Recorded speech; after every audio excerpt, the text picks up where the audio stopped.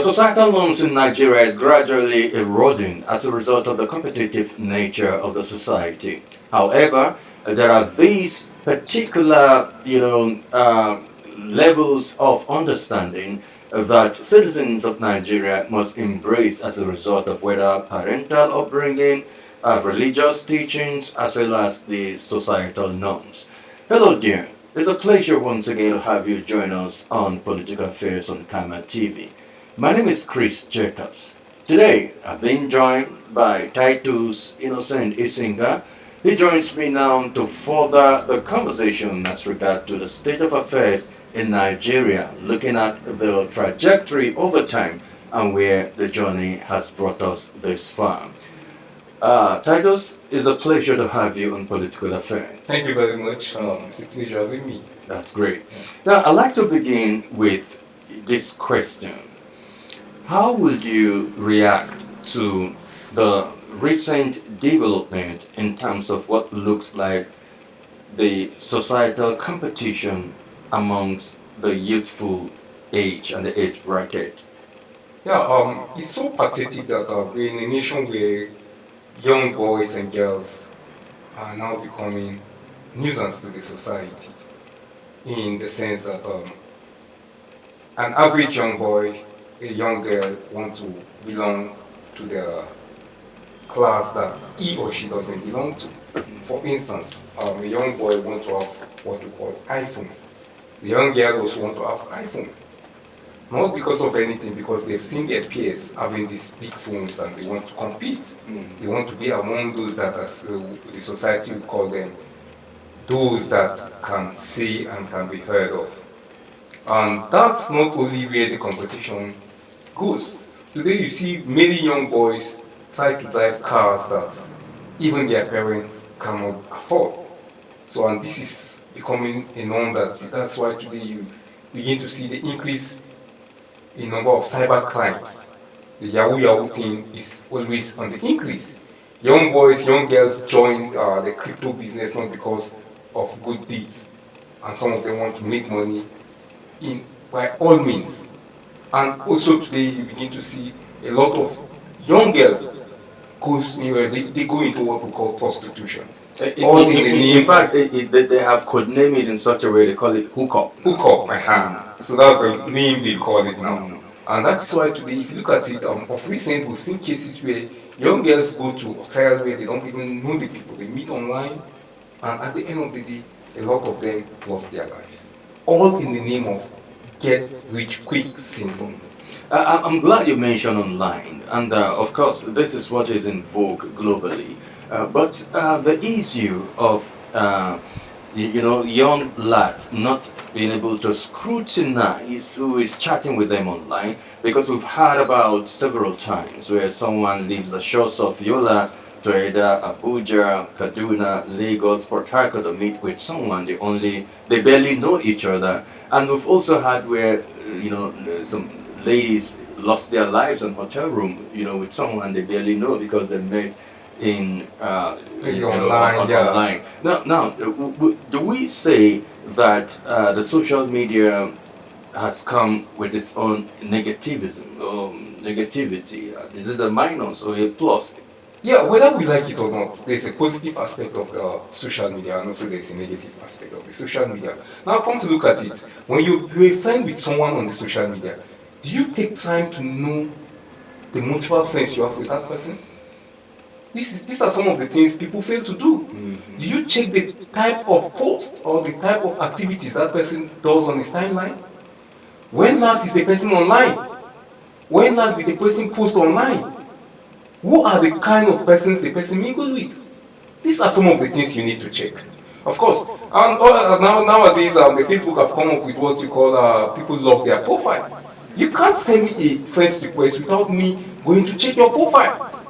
I don't accept that. Even if I know you, I'm seeing the picture of someone I know. I don't accept the friend's request. If you want you and I to become friends, why locking your profile? I need to know the type of person I want to become friends with. So a lot of people, maybe because of what they see online, and it's full of illusion. Full of illusion. Yeah. So you see people posting things that in real life, that's not what it is. So because girls want to get money, want to get rich at any cost, they meet people online, not knowing their background, not knowing anything about the person. And most importantly, if you're meeting someone online, we've seen dates that have gone well online. People meet people Some even online. get married. Yeah, they get married because they are part close each other. So now, if you are dating someone online, there's, we are not saying that it's a bad thing, but do you know the person? Have you done background check on the person? Some people, their profile on Facebook is as blank as anything you can think of. There's no place of work, there's no residence, there's nothing to say about on their profile. And if you go to their timeline, you hardly see any activity they have done. All right. I'm glad that you earlier mentioned the Yahoo, scheme kind of a thing. But the federal government in recent times have passed the cybercrime law. You know, the National Assembly under the watch of Senate President goes with have you. But how many people understand, what cybercrime law is all about? And of course, the violations of a certain human right in terms of the activities posted on social media and the incursion of the privacy of, these social media users. So talk to me about what you make of the cybercrime law that's been passed. Yeah, it is true that so many people are not aware of the cybercrime laws and other things. But first of all, even Facebook has its own community standards. Absolutely. So there are posts that, there are things that if you post on the social media, especially Facebook, Facebook will tell you that you have violated our community standard. Absolutely. And you can be either suspended or your account can be closed. So these are some of the things. Of course, and also if you look at it very well, nudity. Facebook don't accept pictures of nudity. But there are other social medias that allow that to go. But Facebook don't allow that. So now in Nigeria, come to think about it, the cybercrime law have been passed. There are things that there are sections of the law that if you do this and do that, you either spend a certain. I did not take time to go into that. I don't have an in-depth knowledge of it, but it's still there. And of recent, one of the aides to the FCT minister is also calling on that before you open a Facebook account or anything, you must have to attach your name and other things. Yeah, sure. So you can begin to see. So if eventually this also is accepted, that is to say, almost everybody that is online will be tracked. Indeed. Now also, talk to me about the stand of our politicians and the government, of the day. I'm glad earlier you mentioned, the Yahoo stuff and of course, young girls going into prostitution, could naming it hookup and so on and so forth, But poverty seems to be the common denominator here, where a lot of people feel that, okay, the situation, the economy is biting harder, so you just have to make ends meet by all means. What is the role in terms of parental guidance? For instance now, a young girl comes home with a phone that a father cannot afford, a phone that costs about, let's say 300,000 or thereabout, the father cannot afford. And yet the father or the parent cannot call this young girl asking, where did you get money to buy this phone? Who gave you this phone? How did you get this phone? How did you come about it? So is it poverty or parental negligence when we come to this kind of situation? Yeah, I don't want to put the whole blame on poverty. There's what we call parental negligence, that just like you made mention. Some of us know where we're coming from. So because there's discipline, you cannot go out and come back with something that your parents cannot afford and you expect them to celebrate you. Except they know where that thing is coming from. So now, most parents, I don't want to say poverty, it's just because of parental discipline. Even though poverty is also another contributing factor. No, it is a factor, whether I would like it or So, not. because there are parents that are out there to tell their children that, what do we eat today? Especially the girl child. We don't have anything. What can you bring for us today? Can you imagine? So by the time parents begin to use such on a girl child, what are they telling the girl? And probably this girl is not working. I don't know whether you understand what I'm saying. So the only thing, the girl goes out in the morning or goes out late evening, comes back the following morning, and comes with money, comes with food stuff, and comes with things that even the parents cannot afford. And these parents expect that this girl should obey what they are saying. No, it's not possible. So poverty have its own portion, and also at the same time, parental upbringing have 80%. All right. Now I'm going to ask you to catch your breath. Well, you should ponder on this. The role of our politicians, the role of government, our level of representation, because those members of House of Assembly, National Assembly, is like the moment they get to that seat, that echelon of affairs, there's a disconnect between them and the reality on ground. So, what should the government be doing? What should our politicians be doing? In the state level, governors, what should they be doing to ameliorate this kind of hardship that, could jeopardize the conscience and the decency of our young girls as well as our young boys who move into all these, shenanigans? I'd like to catch your breath on this. All right, you're watching Political Affairs on Kama TV. We'll take a short break. We'll be back in just a moment. Join us again.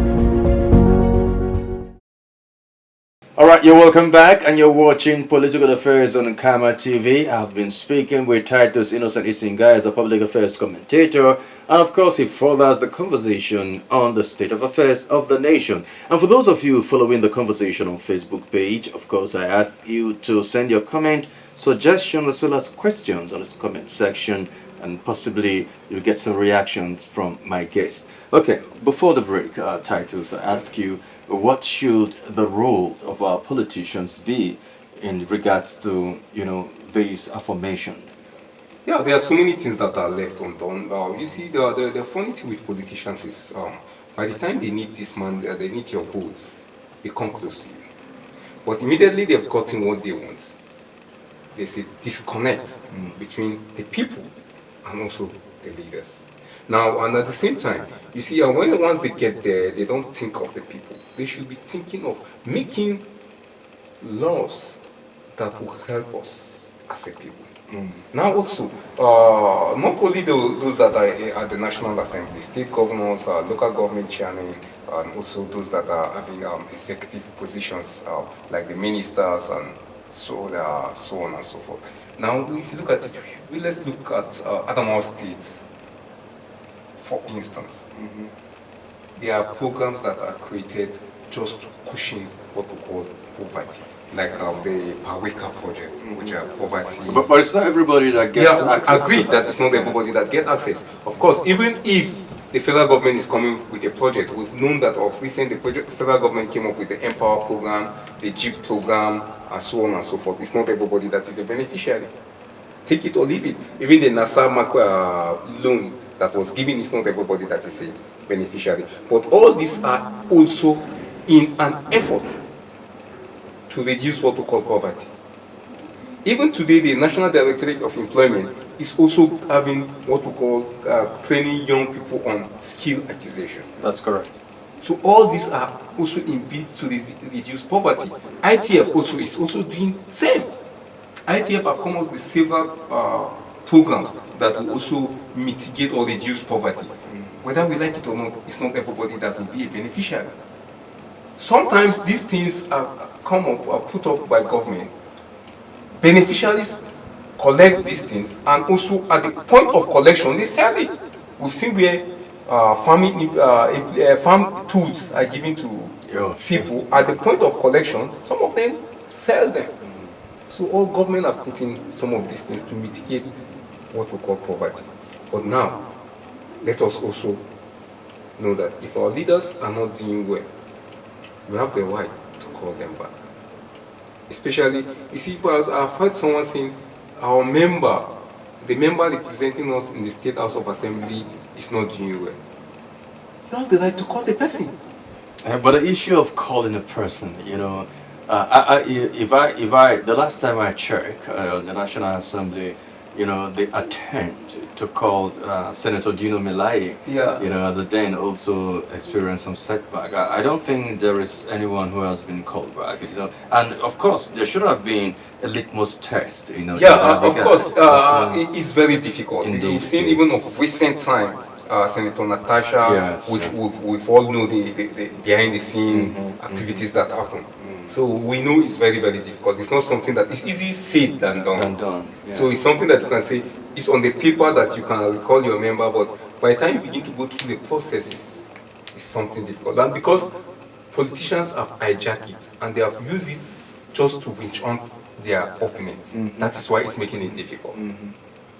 So in the case of Senator Natasha, we all know the role the Senate president played with the role, some of the loyalties, those that are loyal to the Senate president.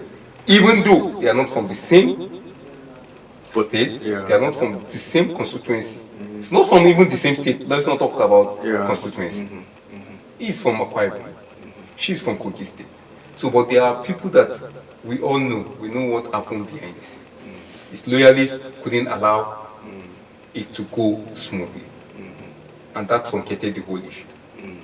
But now, can't the government of the day, devise a means where at least, reduce the level of hardship? The economy is biting harder. Reduce the level of hardship that can, prick the conscience of these young men and young girls who feel that, okay, what is seen in society today is a level of competition. Young men want to drive Benz, young ladies want to feel a mom, they want to hold iPhone, they want to make use of that. To the extent that if you approach a girl today for a genuine relationship, she looks at you head to toe. Yeah, of course. If you don't have a car, you are nowhere to be attended to. So shouldn't the government, devise a means in such a way, at least to make life a little bit easy and affordable for young Nigerians?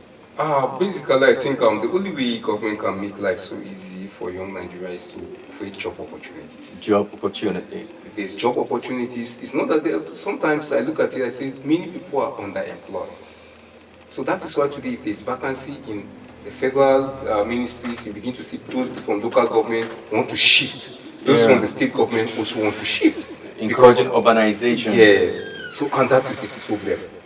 So, but if there's employment for everyone, we know back then our parents used to tell us that as soon as you finish your NYC, job is waiting for Sure, you. that was then. But today the story is different. We have a lot of young graduates. That is why today you see a lot of young people that are having master's degree, don't have anything doing. And some of them, because they don't have anything doing, they're trying to go for their PhD. So this is just to buy time. If your parents are, if you're from a well-to-do family, you have good source of income from your parents because the job is not forthcoming. What do you do after your first degree? They will tell you go for your master's degree. And if you finish your master's degree, there's nothing coming. They tell you go for a PhD. In fact, not all parents can even afford for you to proceed. Yes, that's why I say if you're from a well-to-do family. Finally, talk to me about this attitude that has eroded, Nigerians, particularly secondary school leavers. This thing they call sign out. Adamawa State government has banned the sign out activities, just like other states. Yeah, just of we said, Imo State have done same. I think Jigawa State have done same. There's a good number of states have done that, and I think it is a good thing. It's it's something that just this morning I downloaded a picture on the Facebook that a lady, a young man is trying to sign on a lady's breast. Can you imagine? all in the name of sign out. Mm. Now, what on earth does that have to do with academic achievement? In our universities, you see a lot of young people doing the sign out thing. Some of them have projects that they are left undone. Some of them have a number of carryovers that they're supposed to come, and some of them in their 300 level, 200 level, they still have carryovers that after signing out, they're still coming back to write. Mm-hmm. Some of them have not even collected their, mind you, they have not collected their certificates. Yeah, sure. But all in the bits of show off, sign out. Mm. And that is where these young people from primary schools, secondary schools, we've seen sign outs in primary Oh, schools, sure, I've seen in that. secondary schools, Mm. JS3, SS3, got that from the university. That's correct. And someone that graduated from secondary school is doing sign out, and at the end of the day, the result will come parallel F9. So what's the essence of that? So, and I think parents need to caution their children. Parents need to caution their children. So let us celebrate academic achievement instead of doing this sign off, organize workshops, organize seminars. What do you face? Life after graduation. That's correct. There's so much to face in life. Mm. The reality will be done to you that it's not only signing out. By the time you begin to realize that you have carryovers to come and write, you're a skilled student. You begin to think of how to raise money to come and pay for these courses that are left behind. Yeah. That will be done to you that, oh, I've made a lot of mistakes. Well, this is just the part one of the conversation as well. We'll schedule for part two, where we'll go deeper into the roles of politicians as well as how parents, should key in to, activate the conscience of their children, because family is a nucleus for the building of a better society. Titus Innocent Singer, thank you so very much for having you on Political Affairs today. Looking forward to seeing more of you again. Thank you very much for having me. Alright, that's the show for today. Viewers, join us again sometime again, same station, as we come with a fresh edition of the program. And for those of you on our Facebook page, don't forget to send your comment, your suggestion, as well as your questions. Let's do this again sometime. My name is Chris Jacobs. God bless Nigeria.